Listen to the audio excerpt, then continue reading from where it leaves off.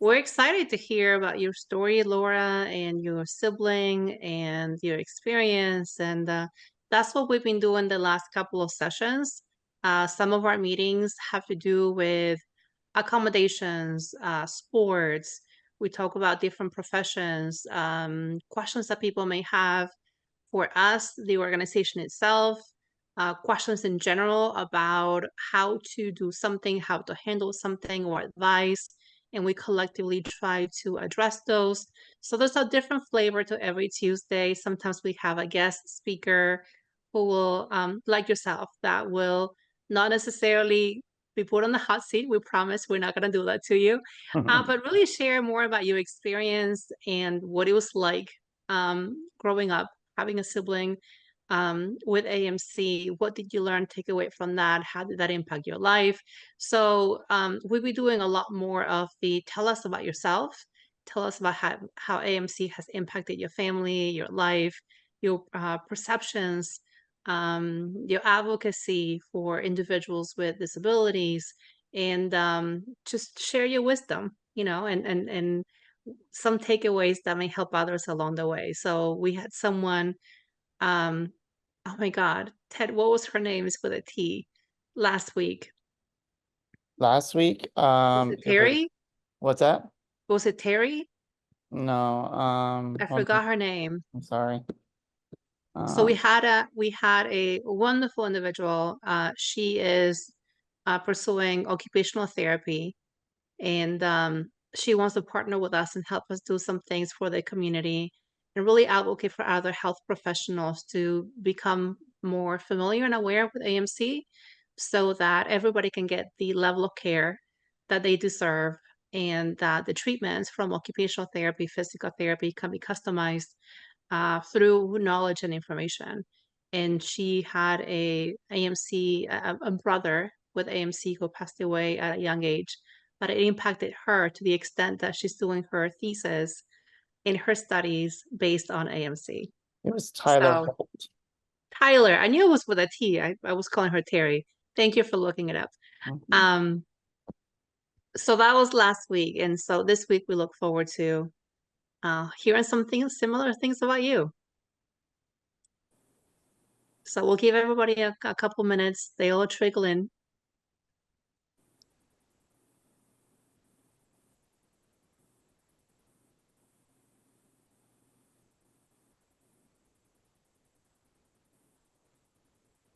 Are we live, Ted, Yes, on we're the live. Yep. socials? Yep. Okay. Mm-hmm. Okay. Yep. So we'll give them another minute, and we'll get going, and then you get to tell us about yourself, Laura, and the group may have some questions for you, and we're glad to answer questions for you as well. Sounds great. Thank you. Thanks for having me. Our pleasure.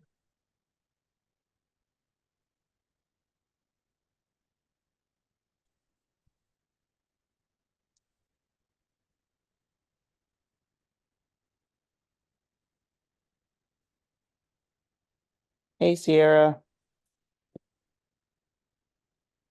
Hello. Hi there.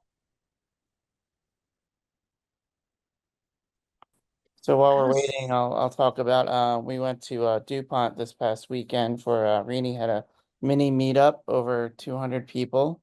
Turned out really good.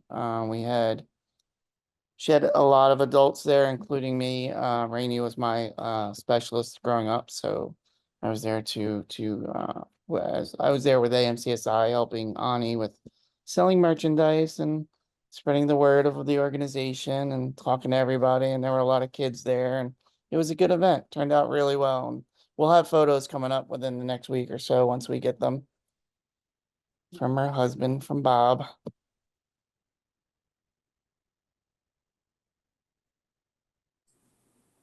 So Annie's working on some sessions at different locations. Most of what we do is virtual since everybody's scattered across the US and some international.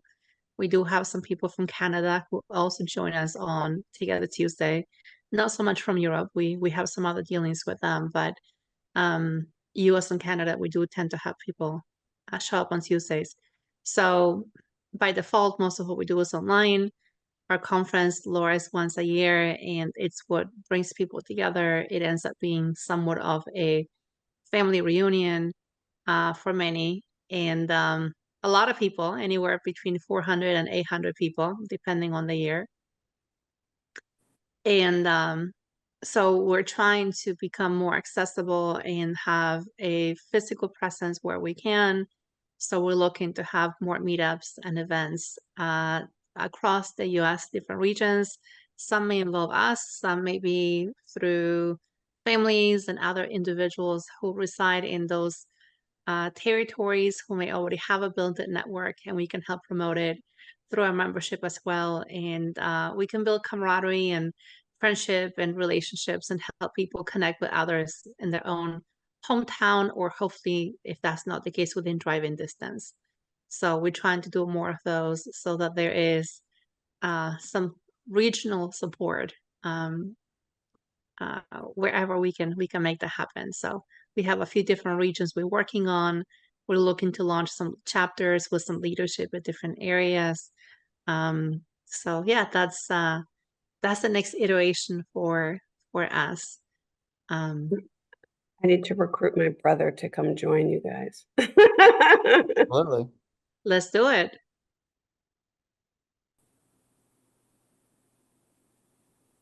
I'm just going to turn my camera off for 1 second. I'll be right back. Okay.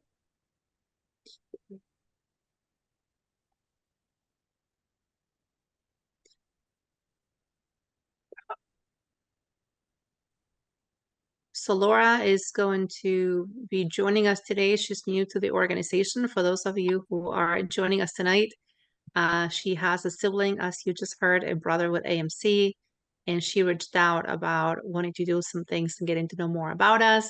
So we figured we're continuing this sequence of Together Tuesday sessions when we get to talk with not only people from the community, some guest speakers, but also siblings and relatives of AMCers who get to tell us about their life, their impact, growing up with a sibling, and anything else that may have impacted their lives, their journey, their profession, their advocacy, and how they approach life as a result of their proximity to someone with AMC and their love for someone with AMC. So it is 8 after the hour, so we're going to get started officially. So Laura, thank you for joining us today. As we said at the top of the hour, Ani is driving back home, so she's not joining us today. So we're leading the meeting in her absence. We are excited to have you to learn more about you, more about your brother, growing up together, and as I said before, the impact that it has had on you, how this journey has been for your brother as well. I love the fact that you're going to try and get him to join us. The more the merrier. So we're excited about that. Maybe next time he wants to join us and speak firsthand about growing up with AMC, because the one thing we know is that everybody it presents itself differently on everybody. So there are a lot of commonalities and things that people can learn from one another, but every journey is very different as well. From access to treatments and surgeries, and some people who didn't even know what the condition was until they were adults, or finding us coming to conference and finding their crew, right? And feeling at home because it's no longer a question. And we've heard everything in between, people who have known from before birth, whose parents knew before birth what it was, and others who had no idea what the condition was, and that impacted them very differently. So I'll pass it on to you if you want to tell us about your journey and your brother's. Okay, so can you give me a little boundary of like how long I should talk? Since I'm new, I don't really know what we're together for an entire hour, so there's 15 minutes left. Okay. So share your story and then we'll just dialogue. There's no structure, there's nothing scripted. This is about getting to know each other and literally coming together every Tuesday to get to know more about everybody's journeys and learn from one another. Love it. Okay, so Laura Sharon, I have to tell you guys, I'm going to be I'm in my 60s, and so is my brother. And so when I'm 3 years older than he is. And when he was born, I think I have lived my entire life never knowing until recently another person with arthrogryposis. Like which I'm sure is probably common for a lot of people because it's such a rare condition. But, growing up, my dad and the doctors, when he was born, they didn't really know too much. And so, it was in the 60s, and they didn't know, whether his mental capacity was going to be impacted. And so my mom, who tended to be very, I don't know, not subservient, but she deferred to doctors a lot. Back was part of that generation back then. My dad and the doctors wanted to have my brother institutionalized, and my mother said to them very fiercely, "I can tell by the way he's responding to me that there's nothing wrong with his brain." And she basically put her foot down and said, I'm going to take him home from the hospital, and if later, something comes up that indicates that we need to make a different decision, we'll cross that bridge when we get to it. And as a kid, I was 3 when he was born. And we just kept hearing a lot of stories about, they didn't know if he was going to live. They didn't know how severe everything was, et cetera, et cetera. So there was a long period before he came home. And then when he did come home, his legs and arms were casted. And we just all kind of, I guess my memory is we just all rallied around helping him do whatever needed to be done, and my parents got divorced when my brother was 1 and I was 4. So my mom, she figured stuff out, and she was just determined to help him become as independent as possible. So growing up, we had the physical therapists in the house all the time. He had so many surgeries, none of which I think really helped him very much, to tell you the truth.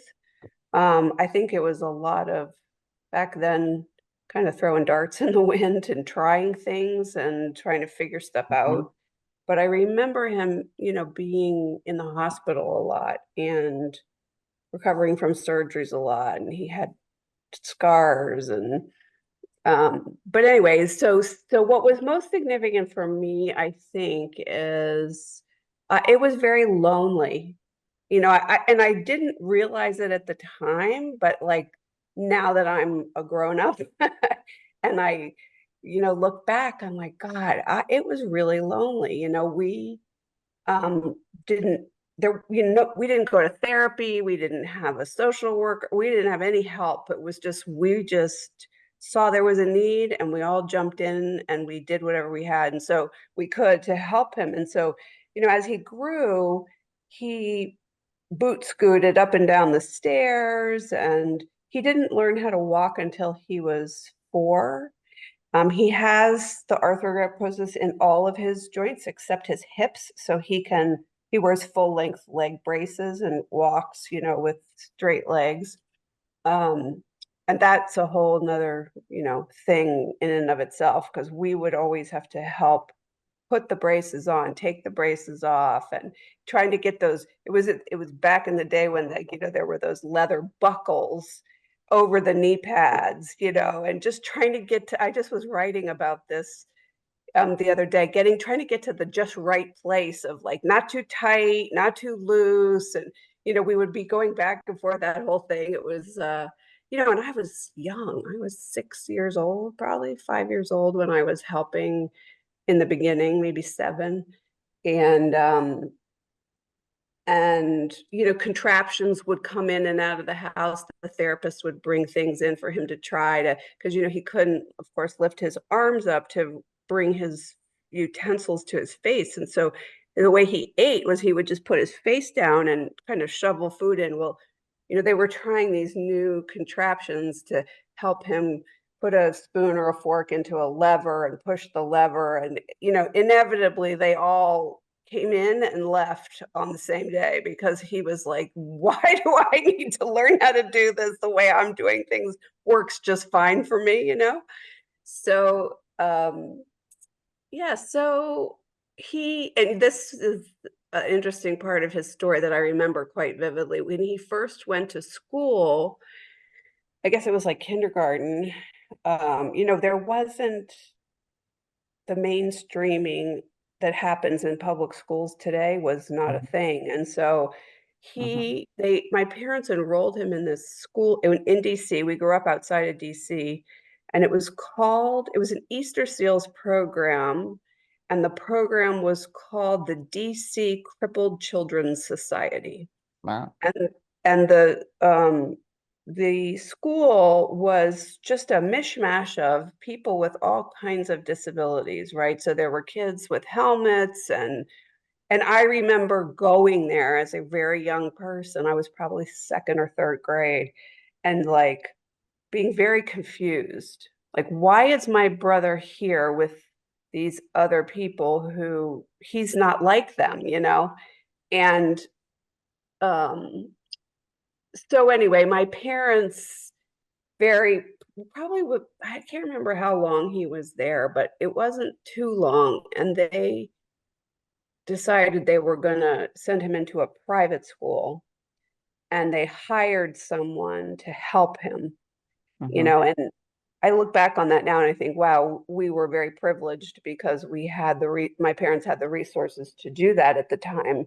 It wasn't always the case, but in the early days, that was how it was. And so my parents hired a graduate student from a local university, and he came and would help John like with the steps at school, his books, um, all that sort of stuff. And it turns out that I became lifelong friends with this guy. He got married, the guy did, and I became like super close to his wife, and they had 4 kids, and so like I'm part of their family now. And so the tentacles and the connections go a lot of different directions, right? Of all the people that touched our lives because of my brother's AMC. And anyway, he and I were very close growing up. Like I kind of was a little bit I had to grow up fast. I became like a second mother. So very early I was like we had this like pool in the neighborhood, and I would drive. I was like probably 11 years old, drive my mom's car with my brother in it and all of his paraphernalia, and take him to the pool, and I think about it now and I'm like, oh my God, what was she thinking,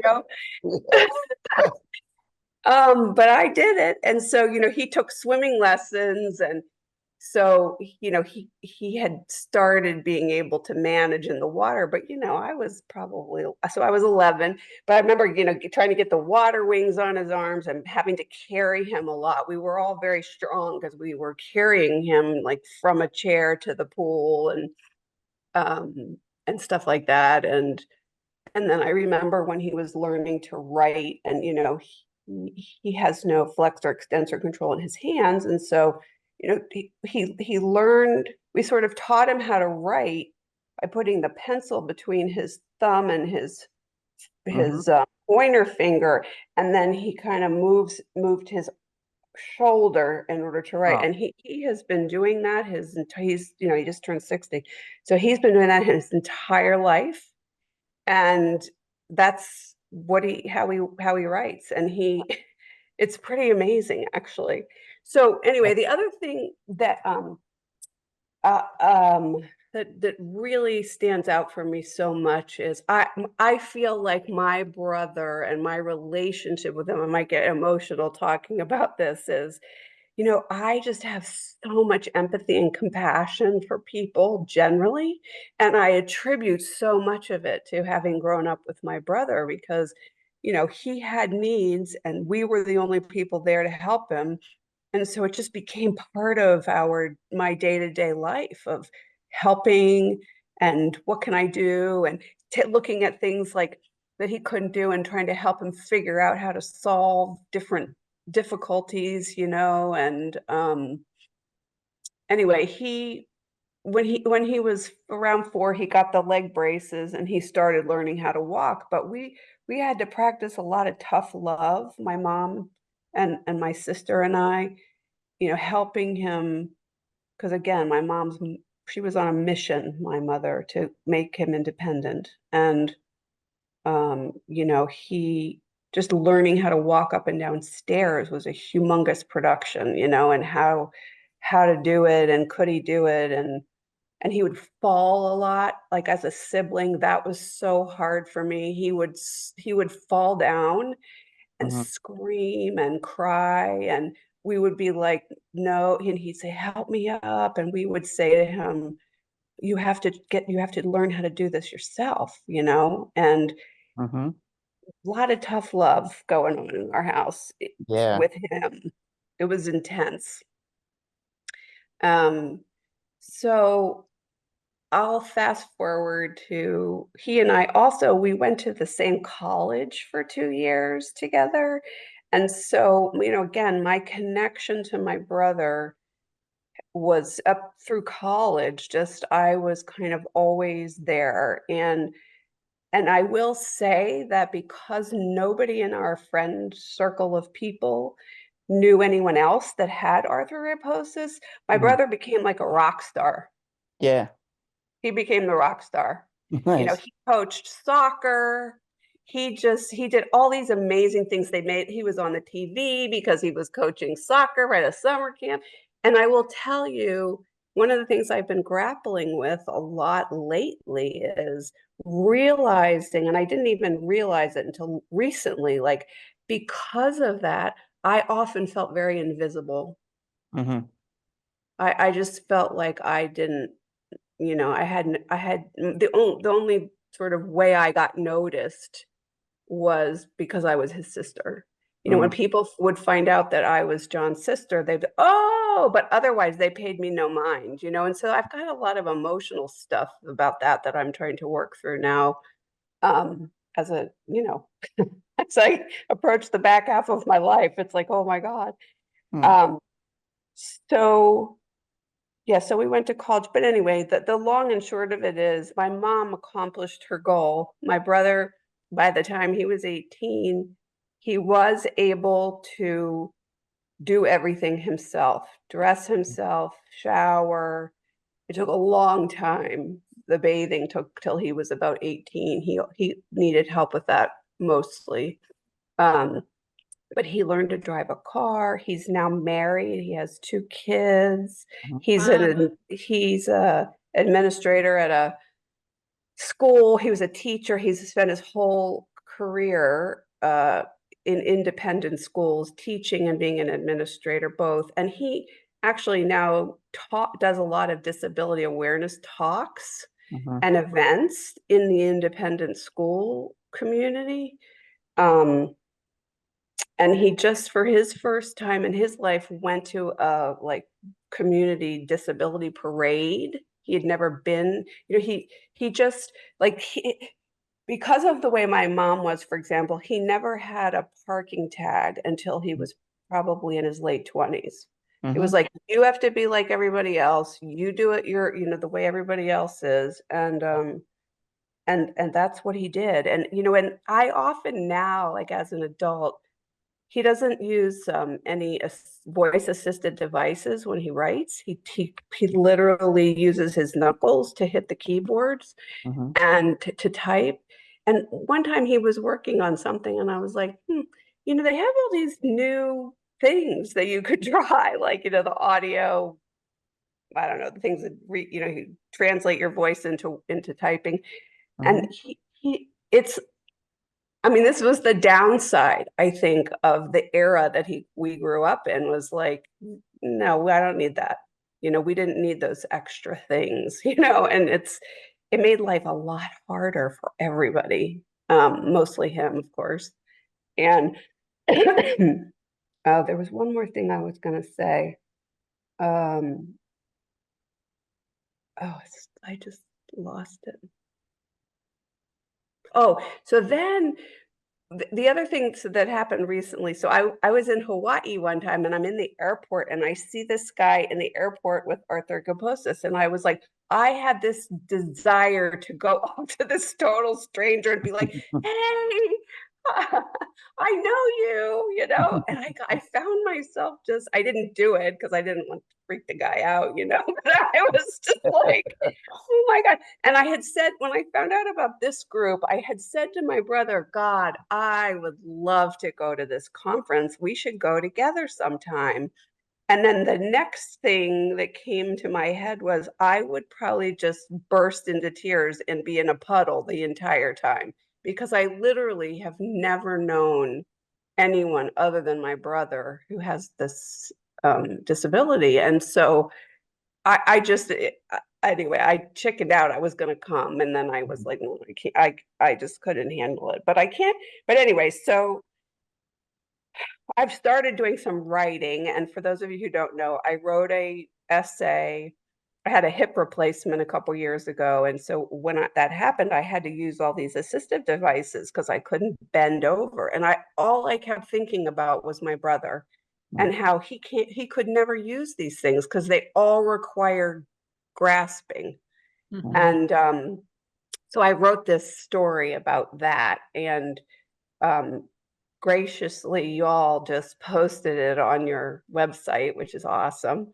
But anyway, that experience just opened up a whole new kind of awareness, I guess, of just being at this stage of life where, you know, I've just been reflecting more on what it was like as a sibling, you know, and we didn't really talk about it to anybody. We would go out and, you know, in the summers and we would walk on the boardwalk near the beach and kids would stare at my brother and we were all so fiercely protective of him. Oh my God. We would just sort of put our hands on our hips and we'd say, take a picture, it lasts longer, you know, when they would stare at him.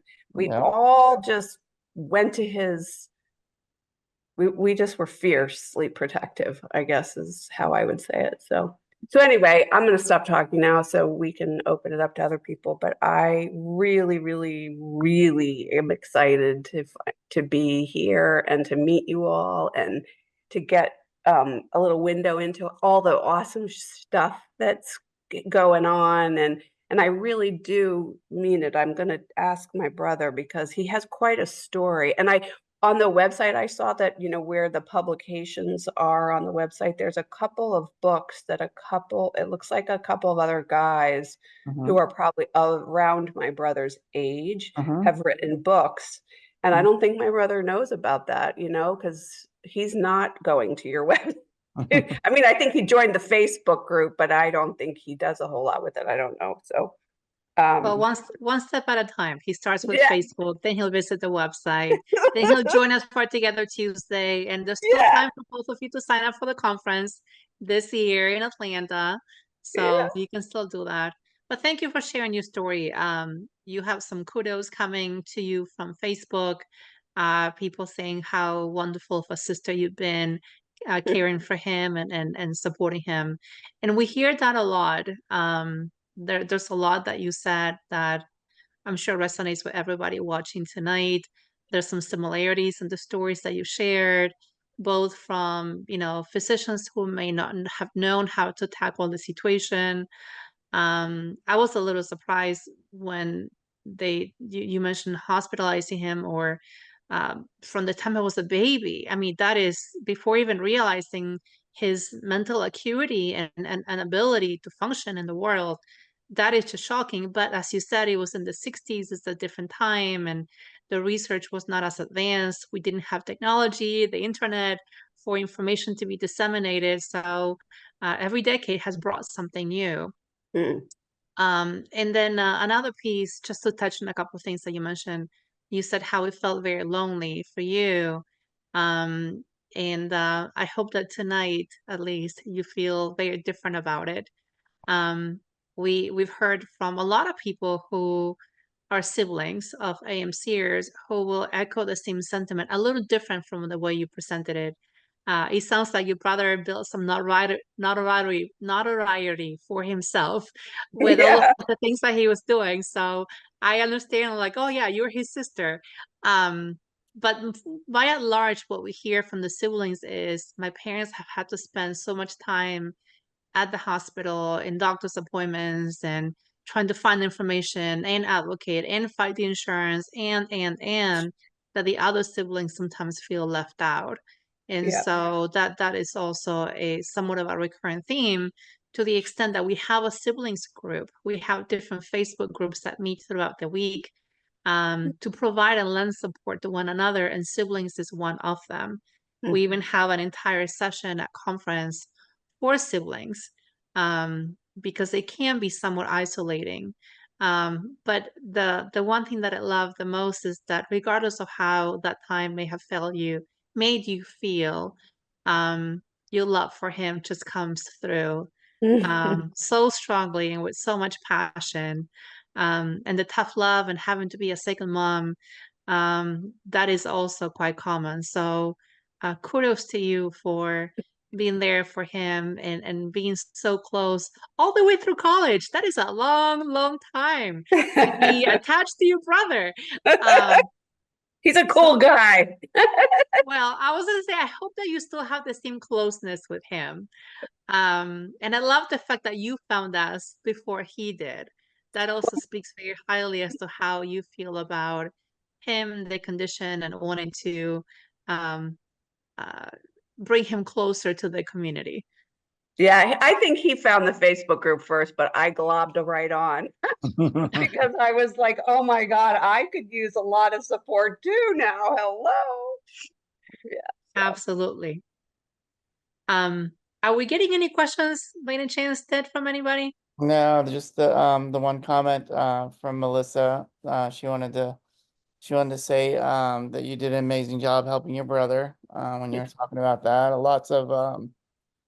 Lots of just, congrats and accolades for, the story that you told us. And there's a lot of emotion in it from everybody, but Absolutely. no questions Absolutely. yet. And for him also, I mean, the way that you described his condition, right? How it impacted him. You mentioned every single joint, you said, Yes, except for his hips. except his hips. I mean, that is a lot.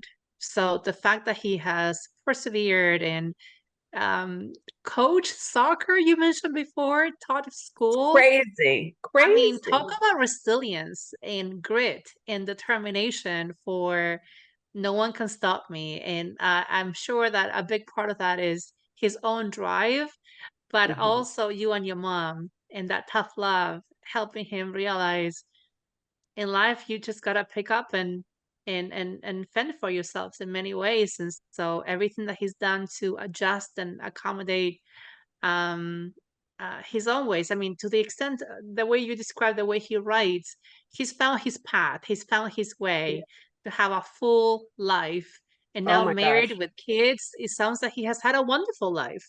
He has such an amazing life. He just finished grad school not too long ago, and he's quite a remarkable human being, and I just have so much love and admiration for him. And one of the things that I didn't mention, but that's happening now, which some folks I'm sure can relate to, is he's aging, and there's not a lot out there about, like, and I know as kids and as we grew up, we didn't know, like, is his life expectancy going to be impacted by this? I mean, there was a lot of unknowns.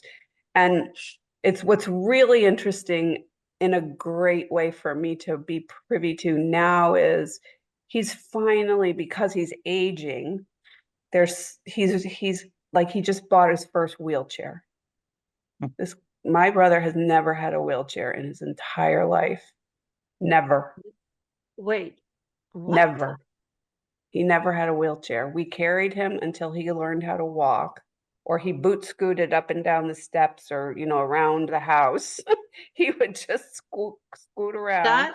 That is unbelievable. I mean, Never. we if you get to come to conference, which I Yeah. hope that you guys do, And last year, of course, was my first one. I actually had to ask some people, and as the newcomer, I get away with a few first timer questions, right? And so one of those was, how is it that I could see people that were walking in one moment and an hour later they were on a wheelchair? Mm, And I was a little confused. It's like, did something happen? I was afraid somebody tripped or got hurt, or, and I mm, said, no, they were educating me and they said it's pretty normal mm. because it can be so exhausting Yeah. and your muscles and your joints can only take so much, whether you on braces or you don't. It's just exhausting. And so they helped me understand that it is quite common, as confusing as it may seem. You can see someone walking, very normally actually. And as the day progressed, they just didn't have it in them to walk Yeah. back and forth during the conference. And so I would see people upright one moment and on a wheelchair the next. And by evening time, dinner, they had recovered enough that they were up and walking again. And so it's in society in general, we don't see that, right? We see people either walking or on a Mhm. wheelchair. And it was so common amongst this group that I am beyond shocked that your Mm. brother, the way you describe him, um, that he's never had a wheelchair. Never, never, never, never. So I And think that a wheelchair is kind of like a pair of shoes, that you wear dress shoes sometimes and you walk a short distance, and you have some sneakers that you wear sometimes, Yeah, and sometimes you need hiking boots to get further distances. And I think that it's not a default to have a wheelchair, but Mhm. it's an accessory that makes life Mhm. absolutely. more involved and more accessible.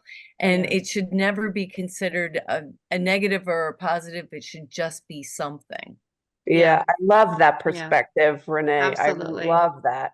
And it's really literally taken him his whole life. And I do think that a lot of it, of the reason he has been resistant or reticent, or I don't even know, I don't want to speak for him, in that way, but the story I made up about it was, we kind of, I don't know, brainwashed is probably like too harsh of a term, but like I said, my mother was on a mission that he was going to function in the world like an able-bodied person. And so everything was focused on that all the time. Even when when the college we went to, college has a sprawling campus. Hmm. He walks everywhere. And so one thing that when I had my hip replaced, all I kept thinking was like, oh my God, his hips must be so worn out at this stage of his life from all the pounding because of the way he walks. So when he told me he was getting the wheelchair, I think his wife is relieved. She has probably her own version of a story to tell. Um, and just that he's finally allowing himself that extra support if he needs it. Because I think that that's something that's really important for the entire AMC population, that it's okay to ask for a little bit of extra help. It's okay to yes. use an assistive device. It's okay to say, I need a little bit of help. It's okay to go into a crowded environment and want to be able to sit and still move in it and not worry about falling over. Mhm. All of this is Absolutely. okay. And we should be normalizing the opportunity to be involved in the community and not be worried that we're shortchanging, but rather we're pushing in and making sure that people are doing more. And this is coming from a physical therapist. Love that. Love that. I agree. And I think like I said, for me, being sort of a witness now to the stage of life that he has in front of him, and that he's finally, willing to use these extra supports and things, and he's giving himself permission to do it. It's such a relief to me. For me, I'm like, not that I live with him, or I mean, we live 3 hours away from each other, but it's just, he's always in my head. Like, and so when I had my hip replacement, that whole thing of like, okay, my first thought was, how could he couldn't do this? And so we got having a conversation about it, and he was telling me he was working with an occupational therapist recently, because one of the things he really struggles with right, now is, when you're going in and out of a parking garage and, you have to put your credit card in to pay to get out, where the thing goes up. He struggles mightily because he can't grasp it. He can't bend his arm. And so he was working with his occupational therapist, and they were trying to like rig up some kind of a tool or a device that would help him. And they were not successful, but that got me going on the internet and like doing Google searches for all the assistive devices that are out there. And what I think is happening, and you guys tell me, because just from my Googling, I think a lot of families, they rig up their own way of doing something, right, that works for them, but then we're not sharing that necessarily as much with each other, and so others aren't benefiting. Like my mom, John's braces would rub the back of his upper thighs, and he'd get sores and things, and so she devised this thing of using leggings to put over his legs and under the braces, and she sewed these loops on the top of them so he could hook his fingers in and kind of jimmy them up and dress himself, right? I'm like, what? Anyway, so I'm just dying to know, like, because of this flexor extensor thing, like, how are other people dealing with trying to get their credit card into the machine when they leave a parking garage, That's a good one. I don't think anybody has asked the question, but now we'll have to look into it, because that is true. That is very true. But I do echo what Rini said, and you as well, in that we do have to normalize that. And I'm glad that the wheelchair use, and I'm glad that he came to terms, and it was his choice when the time was right and when he wanted it. And but still, it does not take away from the fact that he went for so many years walking and going up and down the stairs, and in a sprawling campus, as you mentioned, walking all of that. So certainly a very determined individual. It sounds like a phenomenal person, and we cannot wait to meet him. Thank you. I No know, pressure. Donna, she lives in Canada. Me, I still just fight trying to get the card out. Usually I can get it, after, a minute. But she uses a pair of needle nose pliers. Needle nose pliers. Yeah. And uses that to grab the card. But how, so is it Cherie? But she has enough movement in her hands where she can at least grasp it. Yeah. And yeah. But that's what she figured out to use to, like, when you go to the gas pump or, a parking garage or stuff like that. Yeah. Interesting. Even the barbecue ones you can use, the ones that look like the tip looks like a little triangle, It's yeah, because that way it won't cover the numbers. But we had someone, I wish I remember, Chris, you might know, who was at the conference last year that was concocting things in a corner? Risa Wilkeman. So she was literally meeting with AMCers and listening to what their needs were. And it looked like someone's garage, literally, with pieces of all kinds of stuff. And she was putting together devices on the fly, customized for the individual. Clearly, they weren't perfect, but they were very utilitarian and they worked. And so she was able to address things. I wish you would commercialize some of those things and really take them to the masses so people can use them. But there you go, another reason to attend conference, because if your brother has some special needs, we may have someone that can put something together on the fly, because we've seen her do it time and time again. I love that. I think she sells a book where, like, when you open it up, you can look at things that you might need help creating. to solve a Mm. problem, and there's like a QR code that you can, use your phone and I guess see the video on how to create it, or the Oh, website how or something Mhm. like that. I have the book somewhere. that Yeah. is so cool. I would love Yeah. to know what that is, or her name or whatever, so I can look her up. Yeah, I got a Cool. copy of the book last year, and same thing. I gotta find where I put it. I think it's follow up called with How to you. Make Things and Love People or something like that. I forget. Yeah. Mhm. Make How to make, things I and think love it's How to people. Make Things and Love People. Mm. We'll Chris, follow up with you, what Laura, was and get her? it to you. Okay, that'd be awesome. What was her name again? Reese Wilkman. Wilkom.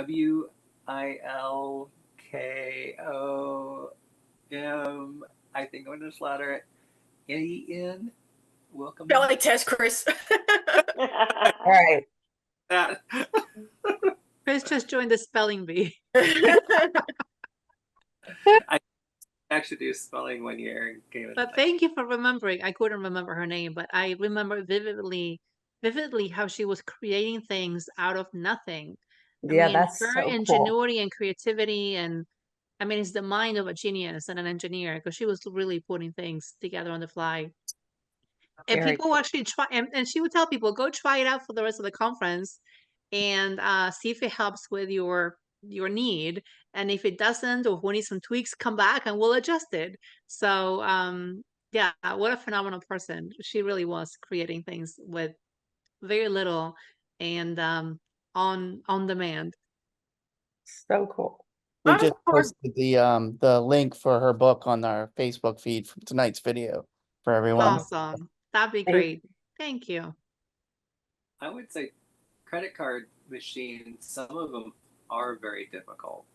And partly, from my perspective, is I can't use my hands at all. So most of the time, I'm using my mouth. Yes. So trying to put credit cards in certain machines, it's difficult because you have to press it in so far. Right. Basically, I'm kissing the Right. machine. There's Well, so and many then germs. He's like, you don't really want to touch some of those machines. totally. And Chris, do you drive? Thanks, Chris, for the visual. No, I do not. I have not. Okay. So you're physically like going up to the machine and doing it that way. Because I know my brother uses his mouth a lot too, but Yeah. from a car you can't. I mean, you got to get out. Yeah, I've actually watched friends do it, and I'm like, I try to imagine how to do it myself. Yeah. And now the buttons I could probably do with my nose, Right. or pencil or pen, and just press the buttons with my mouth. And I can actually, I'm pretty quick at doing phones and pushing the numbers pretty quick with my lips or nose or even a pen. And but trying to get a vertical machine to work for me, it's very complicated. I've done it a couple times because of banking and Yeah. some of them are easy because you don't have to push it in as far, and some of them are difficult. So fortunately, I don't have to do that a whole lot anymore. Yeah. Yeah. So yeah, it's complicated. Now that you mentioned that, it made me think about an ATM machine would be somewhat Mhm. similar of a challenge. And my kids like McDonald's and Taco Bell, so gotta spoil them. But I noticed that in the drive-throughs now, instead of taking your card, they're able to like swipe closer to you, like swivel the credit card reader. So Ah, it's almost by the window. So I wonder if that's interesting. something that could be shared with some of those venues, or in general, really, so that something similar could become an option. Right. If the reader comes closer to you, then Chris doesn't have to kiss the machine. Yeah. I'm kind of happy for the Tap to pay? Yes, that's Tap to pay. Yes. That's Dude, been just- very handy. I'm like, Mhm. Yeah, up there, tap it, and then pull it away. yeah. So Chris, you put the card in your mouth to do it? Yes. Yeah. Yes. Yeah. Yeah. most credit cards have it nowadays. I think Yeah, there's they some that do. don't, and anyhow. All of my Yeah, life. recently with the ATM machine at my bank, I've been having a hard time putting it in and taking it out. Well, putting it in is easy. Taking it out, it's like it seems like it holds on to it. So luckily they have the tap option Yeah, thank goodness. to be able to access your account, because it's hard taking that thing out, and I'm afraid, like, I don't want you to eat my card. Yeah, right. Because if Yeah. you don't get it out in a certain time, sometimes that's exactly what happens. It just goes into the black box somewhere. Yeah. Wow. Anybody else has any other tips or tricks in situations like that? So we talked about ATM machine, we talked about the garage, um, parking, fast food, any other places, and any other solutions? Gas stations, I'm assuming the same thing, although the tap helps quite a bit. Yeah, the pump. So the credit card there, I think, isn't such a thing, and he figures out, I don't know how he does it, to tell you the truth. It's just he's just learned different ways where he can get the pump out of the thing, and then like he pushes because he can't squeeze it, right, of course. So he pushes the lever with his other hand once it goes into the car. But I guess, the other thing that I reflect on a lot is the things that I do, my activities of daily living, and the amount of time that he needs to get things, just getting dressed, bathing, all of these things that we able-bodied people take for granted. I don't know, the older I get, the more conscious I've become of all of it, right? Like just, and how tired you must be at the end of the day. I mean, I'm like, when I had my hip surgery, and I was just like, oh my God. And I kept thinking, like, God, my brother must be tired a lot. And he has a big job. He's like second in command at a Quaker school in North Carolina. And, he's got a big job. And I'm like, I'd have to lie down a lot. There are definitely some days you come home and you're just like, oh my God, you just crash on the couch and But it sounds like he's made the most of it, that he's, like we said before, a full life, happy Mhm. life, great career, married, kids. He has it all going on. And those are the stories we love to hear, because so many times we hear how disabilities can be limiting, and Mhm. he certainly proved that he could have it all and enjoy it all and have a very fulfilling life, and how AMC did not hold him back. Not at all. And, because I'm sort of the ill, I'm of the mind now, like I said before, if there's support out there that's available, why would you not take advantage of it, right? But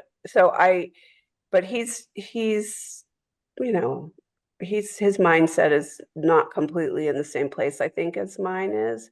But I do feel like, like when I saw on the website those books that were written by some men who are of his age group, I would say, or our age group, I was like, wow, I wonder what it would be like if he connected with other people who are like him. He's always been mainstreamed. He doesn't know anybody. Like one of my kids was living in Florida for a while, and a friend of his, uh, cousin or someone, young boy, 12 years old, had AMC. And my son was like, oh my gosh, he had never seen anybody other than, Uncle John, right, who had it. And it was so cool because this kid, Aiden, because, I was like, whoa. So he was showing me all of his tips and tricks, and he was so proud of himself of all the different ways that, he manages his life, and he wanted to show off for me. It was so cool. It was so cool. But, literally he was the first other person than my brother that I'd ever met. We're a very imaginative bunch. Like we Mm-hmm. barely have to spend a lot of time figuring things out. So we get really creative. Yeah. I love that. Comes with the territory. Comes with Okay. Well, we have 5 minutes left, so I'm curious, anything from any of our socials, Ted? Any more comments? Any questions for Laura or the group? And I'm glad that Rini was able to join us as well. No, nope, everything's good. Rini, any advice or suggestions for some of the challenges that the group has brought forward? Have you heard from anybody, any of your patients or any other AMCers that you know, how they have tackled some of these everyday life challenges that we have not covered yet? It is a day-to-day challenge, and I think that there's a lot of creativity that goes into this. And this network that AMCSI has created has really created a lot of opportunity for people to learn from each other. Mhm. And, part of it is things are hard. If you can't reach, if you can't hold, if you can't do things, it takes a lot of energy. And energy conservation is a component of dealing with the AMC. And it's okay to pace yourself. It's okay to take a rest day. It's okay to ask for help. And I know that there's the mentality of you have to be able to do it yourself. You have to be able to do. But there is no shortchanging a little polite please and thank you when it comes to asking for a little extra help. Mhm. That is quality of life, and that is energy conservation. I love that, and so true. We don't talk enough amongst this group, or even Together Tuesday, or even on our newsletter or anything that we do. We don't really, right, Ted? We don't really talk about energy conservation and how important that is. Maybe we need to talk about that a little bit more and normalize that conversation, like Rini said. It takes a lot of effort. And Laura, you mentioned that you felt it when you had your hip replacement. But I know that I hear from a lot of our AMCers who say, I don't know any different. This is how I was born, and this is how I was raised. So this is all I know. But it's okay to give ourselves a little bit of grace and time to rest and recover. Our bodies need it, and that's how we heal. So I love all of the input, and how wonderful that you and your brother found us and that you were able to join us today. We're so thankful that you took the time to share your story, not just his, yours as well, because it is both of your stories. And hopefully you can persuade him to join us at one point and tell us his story from his perspective. Maybe he has some nuggets to share with us as well. And we will be absolutely delighted if you two could make it to Atlanta and join us for the conference. Well, you can bet that I'll be talking to him about that tomorrow. And the AMC adults have a Zoom call every Saturday night if he ever feels like joining that. Yeah, Saturday night. absolutely. I'm a part of that. Yeah. Yeah. There's an adult one, there's a youth one, there's a siblings one. So Oh my God, plenty that's of so awesome. opportunities to make friends before conference. How would he find out about like how to access that one, the Saturday night one? What I could do is I could put the website link on the Facebook feed from the video tonight. Okay, perfect. Thank you. Mhm. Yeah, I don't know how he's gonna feel when I tell him that I joined the group tonight and told my story. I'm like, oh, I feel a little vulnerable, but whatever. Well, somebody had to did tell great. it, and we're glad that it was you. I know, it was Thank you great. so much. And So it is 10 o'clock. So we're going to wrap up. Thank you everybody for joining us. Ted, if you want to take it away, we do a raffle giveaway every Tuesday. So Well, we close want us out. We want to thank everybody for joining us tonight. Thanks for coming and joining us, Laura. It's a pleasure meeting you.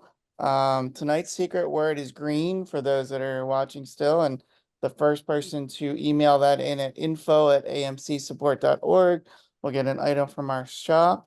We look forward to joining everybody next Tuesday, March 19th, same time, same place, and be safe and be strong, everybody. Take care. Thank you Have a guys great so rest of the much. week. Thank you. Take care. Later, night, everyone. Much everybody. love.